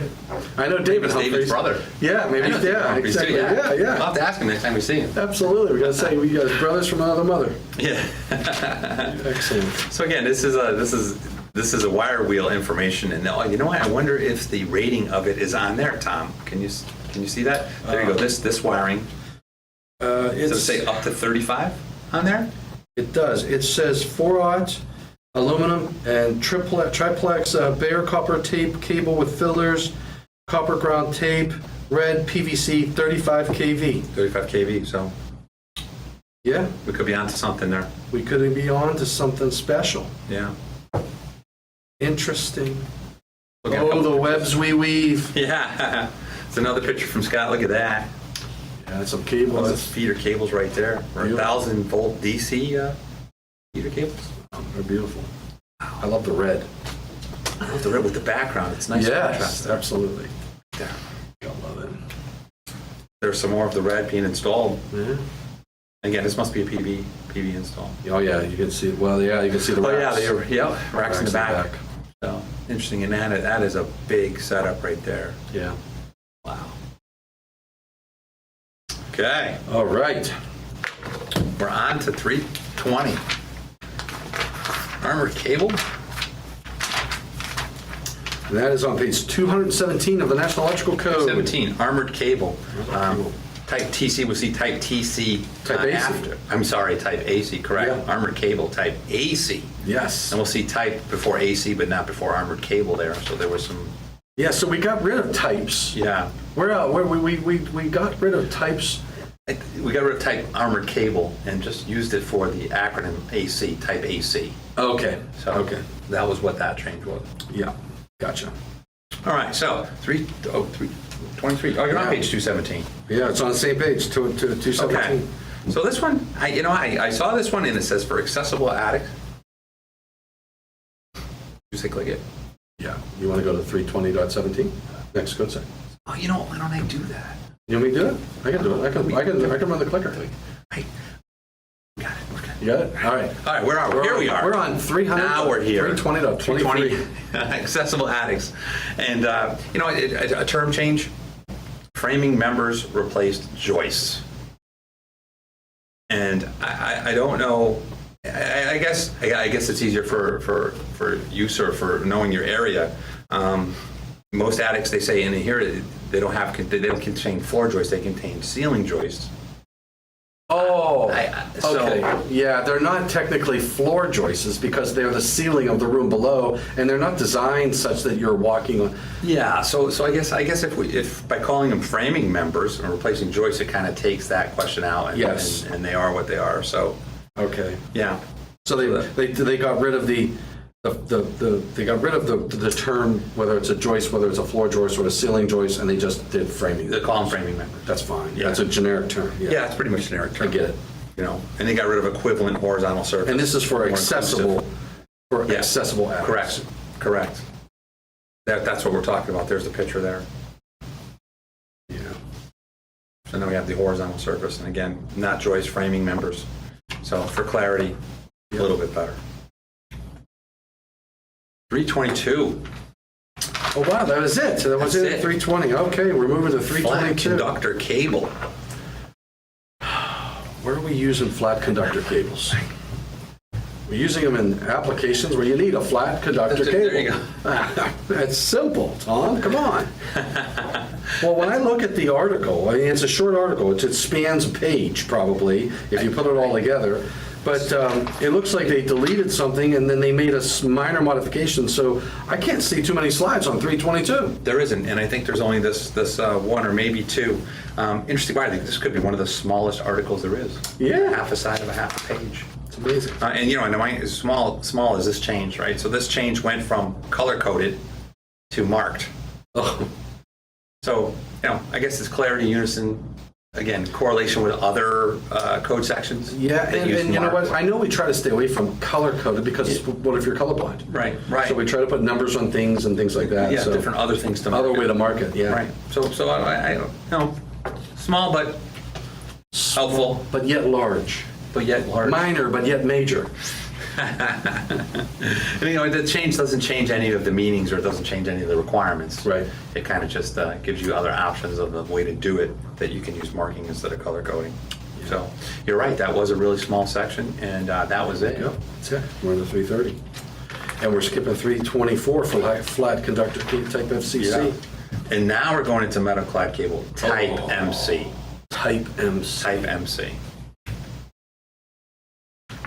You know, and editorial changes, here we go, 330, 112A is our first change that we're going to cover. Wow, so 330 is separated into Part 1 General, Part 2 Installation, Part 3 Construction Specification, and that's it. And we're skipping all the ways to Part 3 Yeah. in 330.112, Insulation. That's it. All right. So again, you know, and what you'll see in 330.112A, it kind of had to do with what we were talking about with 16 gauge conductors. Well, actually, not really copper clad. This was just 16 gauge conductors for control Yeah. and signaling. Right, for control and signaling. Yeah, so for control and signaling.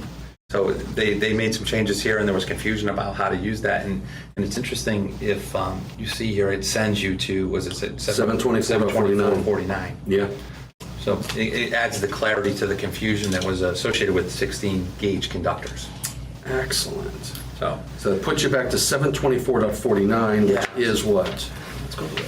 Yeah, I so don't remember that one it's off the top of my head. 724.49 is its new Class 1 circuit conductors.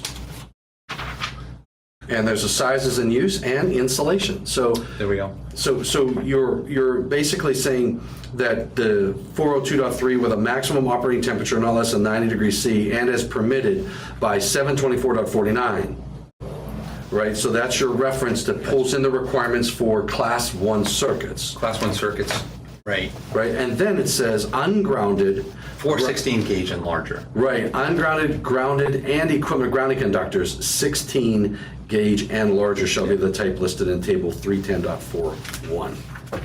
All right. Yeah. Yeah, that's 724, Article 724, that was the stuff that came out of Article 725. Right, right.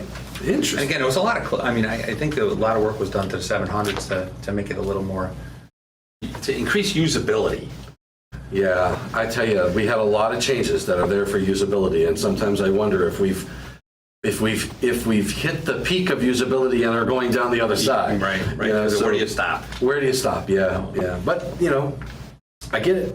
Yeah. And there we go. So this is our 330.112. Yeah. Oh, all right.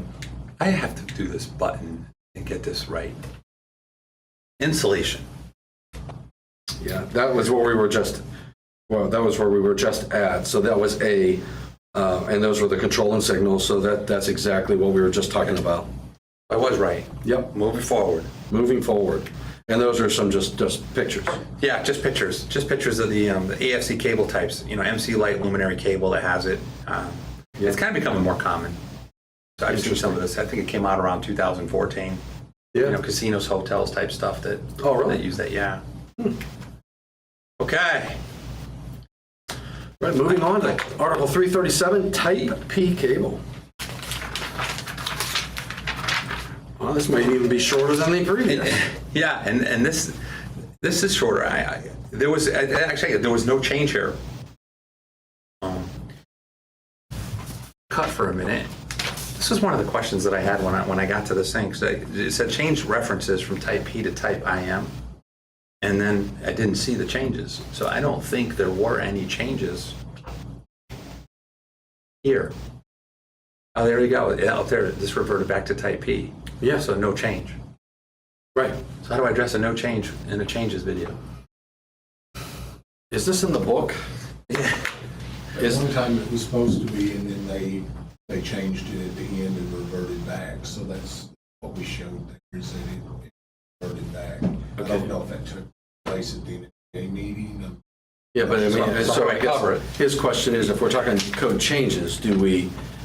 I'd ask him, he's got the book there, just see if it's in the book. Oh yeah, take a look at your book. Yeah, good point. You know what? I don't have it. Sure, that's genius. This is the joys of doing recordings. 37. Actually, you know what? In my book, it shows as a change. Look at that. So there is nothing.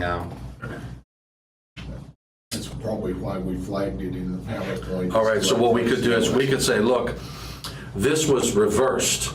Yes. The book does indicate that this was a change, removing type I or putting type IM in instead of type P, but it was reversed and it did not change. Yeah, that's what the yellow text there tells us. Yeah, okay, You know, yeah. The book I gets got out it. before the NFPA meeting and. Right. So and that's really the message here is Yeah. that in your book, in your code changes book, this is indicated as a change, but it wasn't a change because it was reversed. And we can probably talk about the fact that some of these changes that in the process you might have materials, regardless of where the source is. Yeah, right. Where if you're not following every step of the way, you may not be aware that, oh my goodness, I thought that change went in, and then you're looking at your book going, no, it didn't go in. It's the same way with the book. When you have a TIA, something comes out after the Oh, fact. right. The book reports it this way. Sometimes we have to go back to PowerPoint and say. I like it. This- And that's why the process that we're using for our printing, we can update these things for the book. Yeah, the PDF and the books, once we Okay. print them on demand, they've got the changes. Okay. If they buy the book, do they get a copy of the PDF? I don't believe so. No? Do they have to buy the PDF separately? Now, can they re-download the PDF at a later date to get an update? I don't know. That would be something we'd have. All right. We can check on that. I'd appreciate All right, it. that's good. That's what I was going to say. Okay. How to address it. So when we start again, I'm going to say this is going to show. Jody, so it wasn't updated in the book. The newer books will have it updated with the yellow note on it. In the older, No, I mean, in reality, it's in no books. it's a nothing burger because nothing happened. Yeah, but in the book, does it show? The book shows it as a change. But all the books, Yeah. the second printing of the book won't have like a note that this didn't happen. This may, and I'm gonna have to look at the second printing, but there may be that yellow flag. That's what we Okay. typically do. All right. It's say due to something, Yeah. this change never happened. All right, so I just wanted to say in some books you may have it, some you won't. That's all. Right. So Okay. So I'm going to do that, and I'll let you elaborate on that when I say that this didn't make it in. Yeah, when did that come out? Did that come out as a, when did the change get undone? Was that a floor? Yellow text, it says. Oh, it does? Oh. NFPA. Oh, that was at the floor. So- Oh, okay. Okay, yes. All right, so we know what we're going to talk. Okay, it's a springboard. I got it. Good, you got I it. got it. Good. Yes. Oh I man. popped up, I go, man, I didn't talk good. to Tom about We're this. And I'm good. like, I don't We're know good. what I'm going to talk about. Wow. All right. See, that's why we. All right. We're good. Back together, sip of water. Good. Yep. We're still live? Yeah, oh yeah. Nice. Well, that's recording, and we're still live. I don't know how time it is, but it's 12:25. We're 25 minutes over. And Good stuff. Felix asked, "Is there an available PDF of the book?" And I believe you can purchase a PDF of the book. So, and what we were just trying to determine, Felix, is is how fast, if we could update that. And I believe we can. I know the slide deck we can, so I believe we could, because it's print on demand, right? So because it's print on demand, we could make the changes, but, and more likely than not, there's probably this slide is going to be in that book, the next edition of it. So, but what we're trying to figure out, and what Jody's going to look at, and we can talk about later, is whether or not you can like re-download the newer edition of the PDF. It's something in the back of my mind says Laura or somebody was saying that we could do that, but I don't want to say that live unless we know it. So, Right. all right. Thanks for the question, Felix. And he says he's gonna put a public input, raise that 35 kV. There you go. You're the man. We're yeah. This is good stuff. Good stuff. All right. Ready? I'm ready. And so, Laura. Okay. Moving on to Article 337, Type P cable. All right. Type P cables. And this is going to be an interesting one because you'll see on the slide, and depending on your book, this was a change that actually didn't happen, Tom. Right. So this is one of those things. So here's the lesson that I take away from this type of activity. What you have here is you have Article 337. They were going to change this to a Type IM cable, but it made it through the first draft, made it through the second draft, and everything was looking fine. And all of a sudden, and then you can imagine, people are making materials, educational materials, are writing books, and all this other good stuff. If you don't continue to follow the process, at the annual meeting from the floor, somebody made and we talked about this early on, so if you didn't catch this in the video, go back to the beginning where we talked about the process. There was a notice of intent to make a motion. We call that a NITMAM, and that became a certified amending motion to remove that language and revert it back to Type P, just a Type P cable, and not have Type IM in there. Well, it passed on the floor. Now, here's the unique thing about the process. Remember earlier I was saying, if you make a motion to remove something, it can be removed based upon the action on the floor. And it doesn't have to go back to the code making panel for them to vote to whether or not to remove it. It's just done. It's done, right? But if you make a vote at the annual meeting from the floor to say, I want to add something into the book, something failed these 2 times and it should be in there.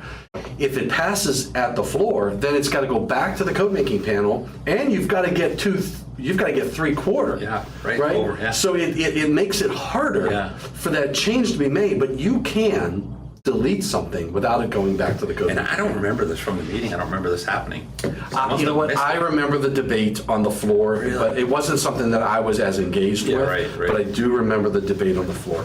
Now, yeah. and it wasn't until we were talking about this as we were planning this out. I'm like, yes, I do remember that now. So But, we have a change yeah. that didn't happen here. So we have a change that didn't happen. The first printing of our code changes book showed it as happening because, you got to go to print, you got to get things in writing, and then it was reverted. So things can change all the way up to the appeal to Standards Council. Yeah. So you got to be careful. And when those changes happen, and another change that could happen outside of this process. Let's take the 2020 National Electrical Code. Yeah. I can have erratas Right? in the code, right? And then that errata that was the error that was in the code could be in a document that somebody, an educational material or a printed material. They could put TIAs in, 210.8 F is a good example. Yeah. So we made TIAs around GSDIs, and there's other TIAs that go in place that change the original printing of the code. And in some cases, not only do you have a problem with whether or not your book and your material has whether or not it has the change in it, but what about the states that adopt? Right. Okay, if you adopted the first printing of the book, and then in June or July or a year later, there's a TIA, temporary, a tentative interim amendment. Yeah. And it changes the language, and it was emergency nature and safety. Well, it's not a part of your code in your state. You can have a book with your friend. Mine and your code book could have different language in the code section. Oh yes, and you know, yeah. So the first printing of the book. Yeah. And that's why the NFPA link is, I think, even if you get a hard copy, it is an invaluable resource. But if you're, like, let me ask you, Connecticut. If Connecticut adopts the 2020 National Electrical Code the day it was, January 1st, I know Massachusetts is that way. When a TIA comes out, do you automatically adopt the TIA? No. Or rather, yes, because they're more grammatical or errors like that. But no, we don't. We adopted at the version as it first came out. And we put amendments in to take things out that have future dates in it.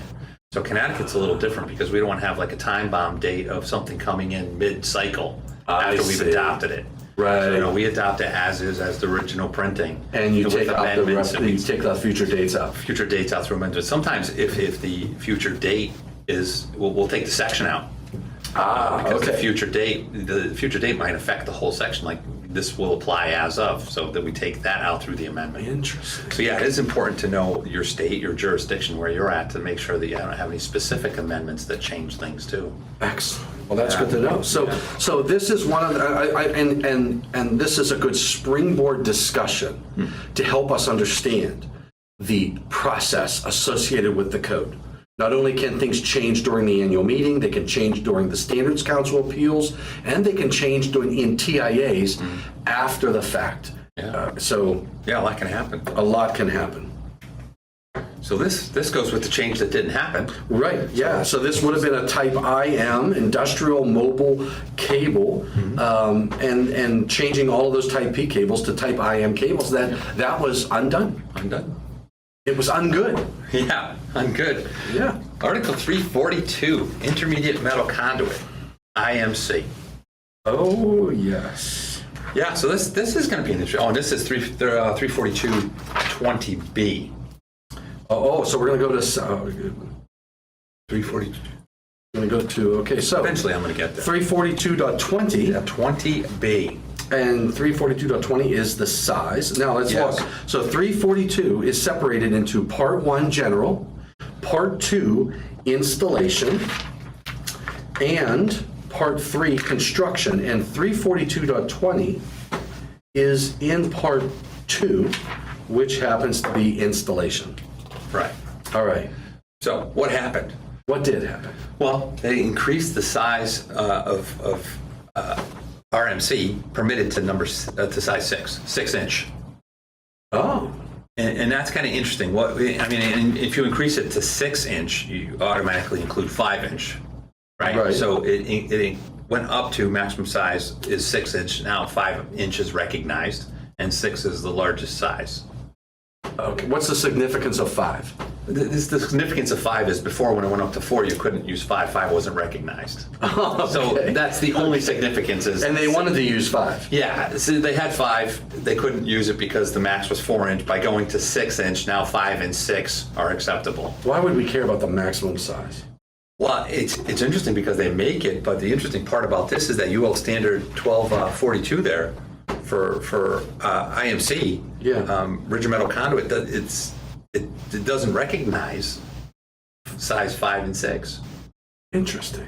Yeah, so this is really one that I find interesting, because the thing is we have now increased the size allowable because it's out there and I've actually seen it. Mm-hmm. But now we might have an issue with what are you going to do about using it if the UL standard doesn't recognize the size? It hasn't got up to that yet. So if let me ask you, is it required to be listed? Let's go to 342 to see. All right. Listing requirements, IMC, factory elbows and couplings and associated things shall be listed. Shall be listed. So here, I'm going to give you my take on this. Yeah. As a manufacturer. All right. So when a product goes in, when there's an allowance in the code for a product that maybe I don't have a standard for, and there's places that I can give you examples for that, Yeah. right? As long as it says it shall be listed, then that means I don't have to worry about somebody just making a product to fill the hole, Right. and say, well, yeah, the listed product only goes up, like say, to 4, and 5 is not available as a listed product, or 6, but yet somebody's just going to make it. Right. And there's no requirement for it to be listed, so now you're using it, right? Right. But if it's required to be listed, then the standard will have to change. Right. And then when the standard changes, then I'll be able to make that product. Even if I make it today and say, look, I make it, I just can't list it to anything, which means you can't install it because it's required to be listed. Right.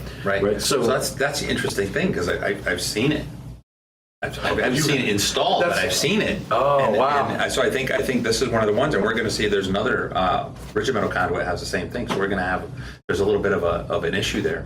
But I guess maybe you get it listed, or you get it into the code first as recognized as a size, and then you go for it to get it But listed then for larger. if you're seeing it in the field, that means it's being installed, and it's in violation of the of listing. 342. Well, the interesting part is 342.6 listing requirements. why do we usually, and this is the reality of how I think about it, why do we usually see larger conduit? Well, because we need larger conductors. Right. Well, at what point is paralleling conductors an easier installation than using the larger conduit with larger conductors? Oh, I see. Yeah. Yeah. No. Yeah. Where's the cost payoff? What's the cost payoff? And, Right, and right. maybe with supply chain issues and everything, it's easier to get 6 inch. I don't know what it would be. I don't know. But the change here just it recognizes the increase in size to 6 inch. Okay, and then what will probably happen then is the standards community will pull together a team, Yeah. the STP for that standard, and say, look, and I'm sure UL's probably already working on Right, it, working exactly. on the public inputs for that STP to say, okay, guys and gals, we've increased this up to 6, so we have to add 5 and 6, so you can make the product and it's legal. Right. And if you're seeing it in the field, someone's making it. Yeah. And then they'll just have to put it through the standard and get it listed. Yep. Well, that's Yeah. So that's interesting. yeah, there you go. There's 6 inch right there, Tom. Look at that. Huh? Is not for the faint of heart. Wow. And you know what I was going to say? I was going to say the reason you might want to use it is because, well, it's on the truck anyway. Because, but That's pretty big. That's a big truck. Yeah. That's a tough hand bender to use right there. I'm strong like a bull. I can bend it. Wow. Love it. 344 rigid metal conduit. We're not going far. I think we're on the same page. Excellent. 232. All right. And so the change 344.28. All right. So we're moving to 344. 344. And we're going to 344.28. 28. Reaming and threading. Yes. Reaming and threading, but reaming and threading, PVC coated piping. PVC coated RMC was where the Okay. issue was.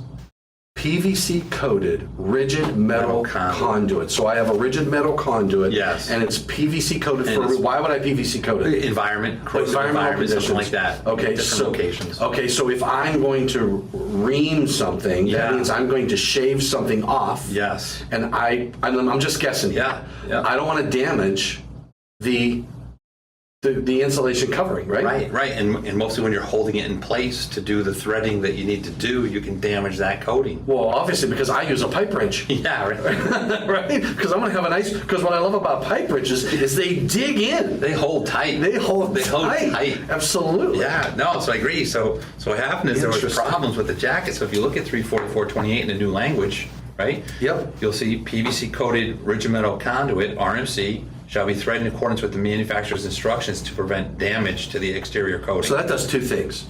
Already, I would argue that 110 tells me I need to install it per manufacturer's instructions. Absolutely. 110.3b, right? Right. I know that one. I know that one really good. So 110.3b tells me I got to install it. So I'm going to say that's a nothing burger because you already got to do 110.3b.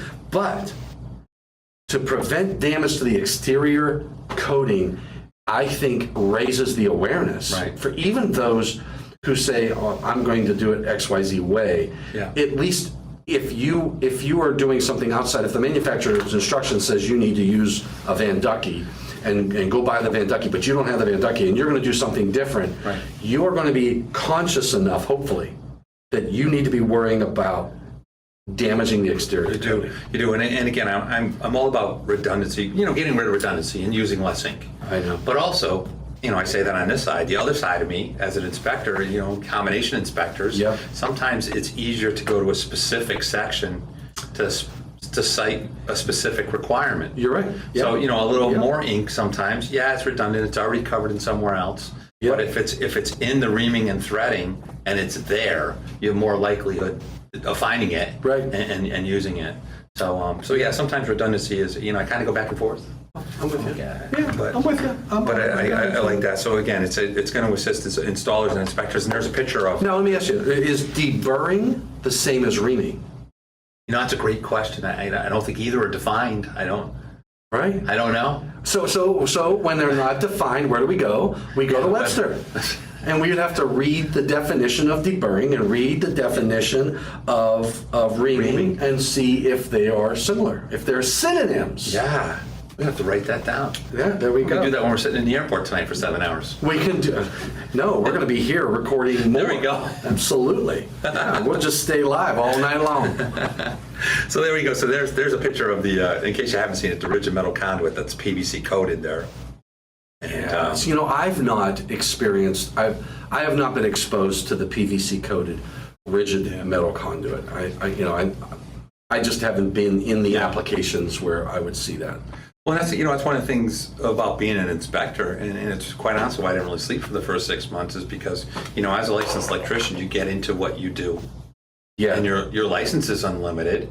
Yeah. But I didn't work in hospitals, and the last time I did a gas Right. station was with rigid conduit. I mean, PVC underground. Yeah. So what happens is, as an inspector, you're going to get exposed to a lot of different areas that are outside your comfort zone. That's right. And get more familiar with other things that you do, especially combination inspectors. So Right. So again, it's something that more information to have easier to find for other. Yeah, so types things of you stay inspectors. away from are the things like pipe wrenches because they have that Yeah. channel locks. Channel locks. Anything that would have something that would have to grip on and possibly damage that outer.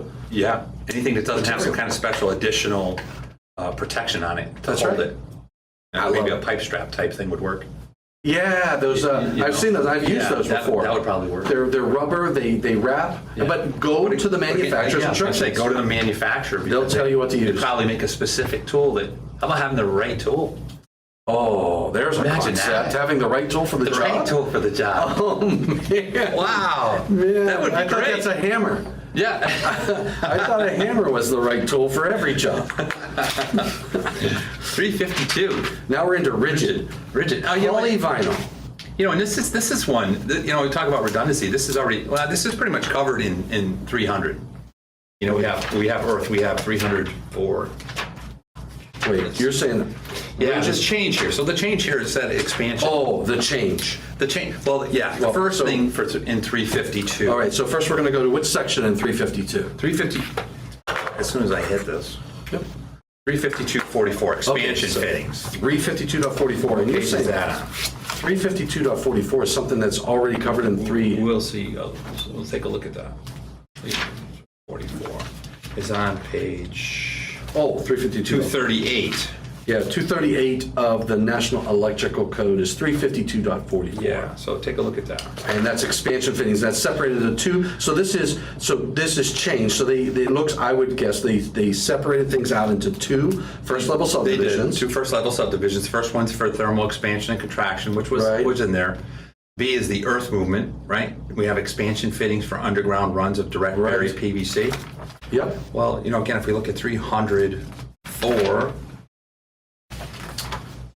300.4. 300.4G, is it?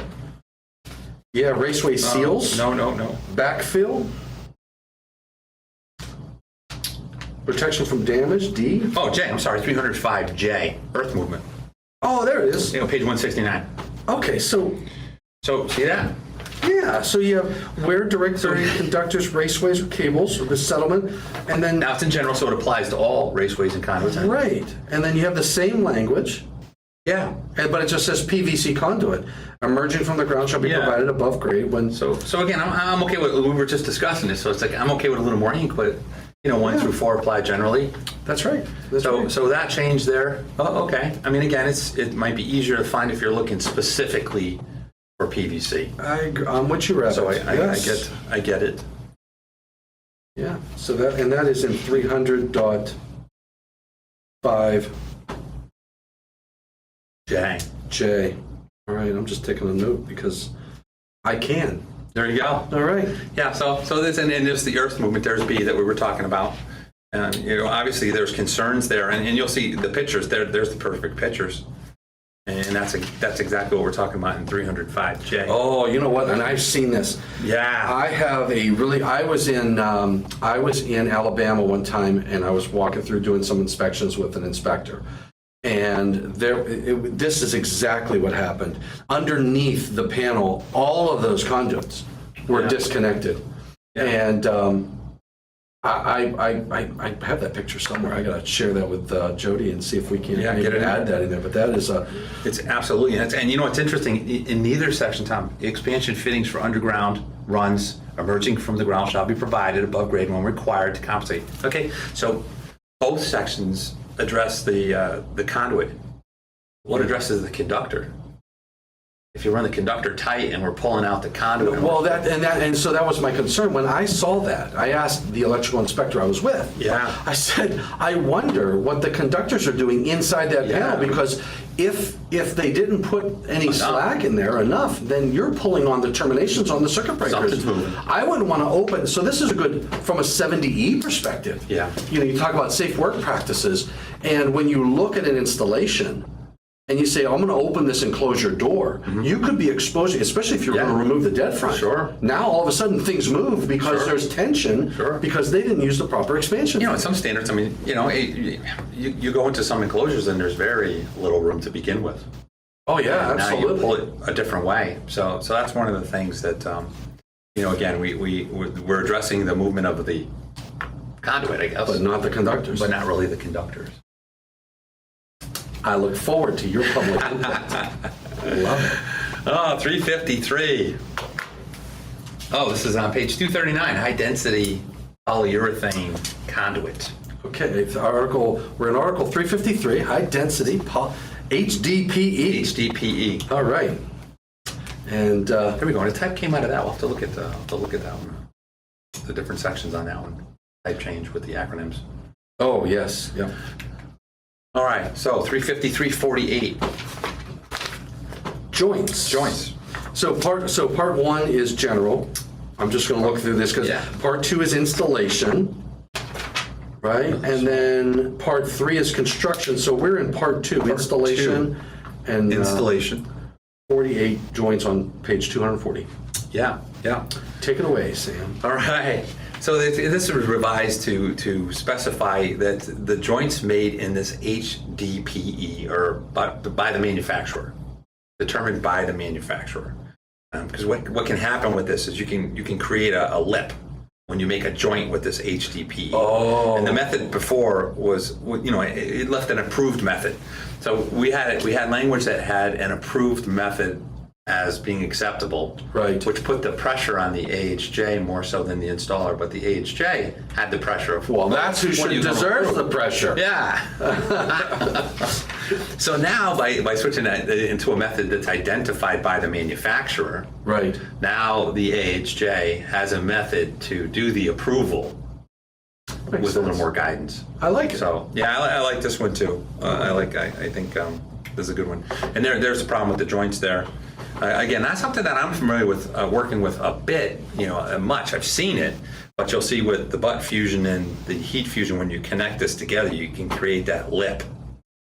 That's And interesting. that lip causes, can cause damage when you're pulling your conductors in there. Because now that shows a lip on the outside, but I'm sure there's a lip on the inside too. Yeah, because that's tied together, so Yeah. or fuse it together. That's right. Especially with the butt fusion type there. So so there was issues with that. And again, if we can make things clearer, And Jazzy Jennifer points out a good point, yeah, that you're reducing the wire pull surface area And that could impact your conduit fill application. Yeah, there's another one. Yeah, interesting. Good one. Excellent. Good one. 358. Wow, we're just screwing Flying. right along. EMT. EMT, easy as 1, 2, 3. So here's another one. This is, I kind of talked about this in IMC. And what changed here is the allowance up to 6. Oh, to- so we're at 358.20. 358.20B. I'm going to have to give you this clicker back. Yeah, I'll take it. Here we go. No, after this. We'll Oh, get okay. to this. We'll get to it. All right, so 358.20. Maximum size, again, up to 6 from 4. Oh, so this Thereby is the trade allowance. size. Yeah, so it's the trade size. Again, Okay. same thing with UL standards, 797 on this, 797, 797A. But, you make it, they will use it. Yep, make it, right, build it, and they will come. Build it, and they will come. Absolutely. I like it. And there it is. There it is. Can't tell in the sizes of the pictures there if that's actually 6-inch on the right side, but Oh, yeah, so this is the EMT. The other Yeah. was, the other 6-inch was IMC. the IMC. IMC. That's right, so now this is This is EMT. EMT going up to 6-inch to allow 5 and max 6. Right. And yeah, there's a good note there. How do you bend Sorry. that? Well, You put it between two pedestals and you hit it with the truck. or you buy the fittings. Or you buy the fittings. Absolutely. But it depends. Depends what the job's, what kind of job. Yeah, it depends on what kind of job you're in. I like it. There's no better be young and in good shape to install 5 and 6-inch EMT all day. That's How do you like that? exactly right. Absolutely. Those days are gone. Oh, my goodness. Oh, I like that. I have to become an electrical inspector after Installing it, yeah. Yeah. So how did you become an electrical inspector? I had 6-inch EMT. It all started It all started with 358.20B. Back in the day. Back in the day. B for back in the day. Article 369. Are you out of your mind? Article 369. And, okay, so 369. before we get there, David Smith says matching ties. I don't think so, David. Almost. Almost matching ties. Channel locks, proper tool, great observation comments. Linesman as hammer. Yeah. Well, and if you used them incorrectly when you first got them, wire strippers. Whoa, yeah, Yeah. absolutely There you right. go. Yes. And then Robert from Omaha says, whatever happened to leaving a little service loop in conductors? Yeah, exactly. Yeah, and there's no code requirement for it. No, and again, did we change? We didn't change workmanship. Did we cover that? Workmanship like manner? Did we cover? No, we did not That cover. was a change, wasn't that a change? Yeah. Even workman-like change to professional and skillful. Or was that in? I can't I think that was a 70E change. So we're off record right now. off? I know we didn't adopt it in panel 3, but I think it did go into Article panel 1. 110. So neat and workmanship. And I think that it's- changed. Where are you? You are right. 110 what? 12? Mechanical execution of work is 110.12. 110.12. So There you it go. did do professional and skillful manner. There you go. So that's what we count on now. That's right. That's right. Yeah. So Robert, we count on 110.12. We count on professional and skillful manner. Yes.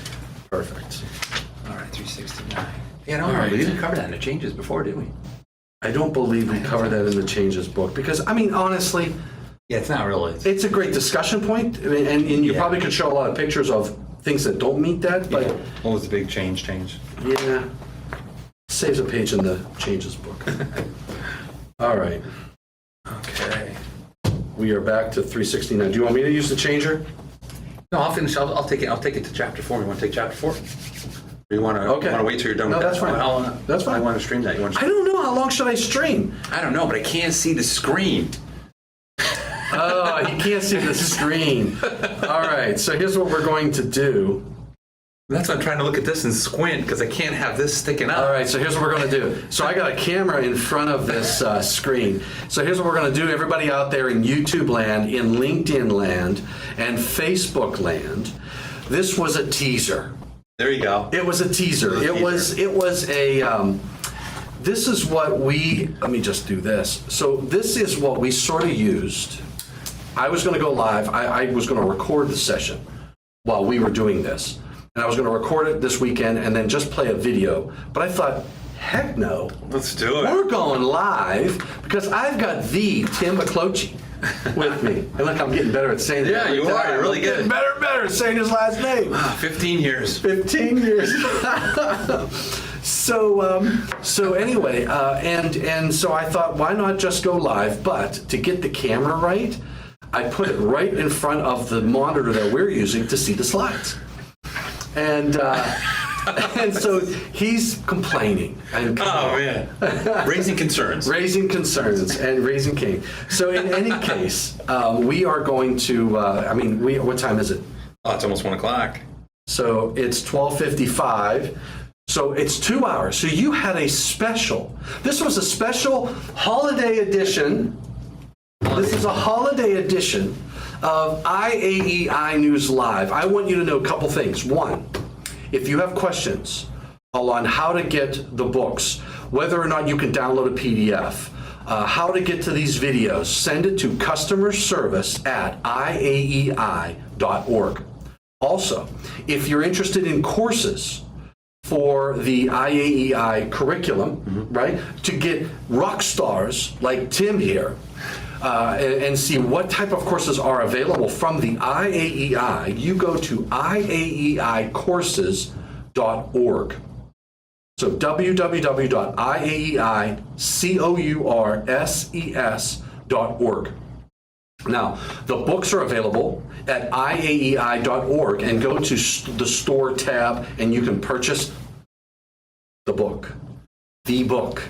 And I'll tell you what, you should have been here when we were talking chapter 2 Oh, man. and chapter 1. Chapter 1 and Oh, we got into a fist fight. I'm just saying we were wrestling. We had to move the camera because it was just that exciting. It was good. It was good. This is the beginning. More to come. More We're to gonna come. do more. We have to end with our cowboy hats. So Oh, from Texas, live from Texas, here at the IAEI International Office. My name's Thomas Dimitrovich, Tim McClochie. saying see you next week. If I don't see you next week, Merry Christmas and Happy New Year. God bless, stay safe, and please Stay healthy. stay healthy.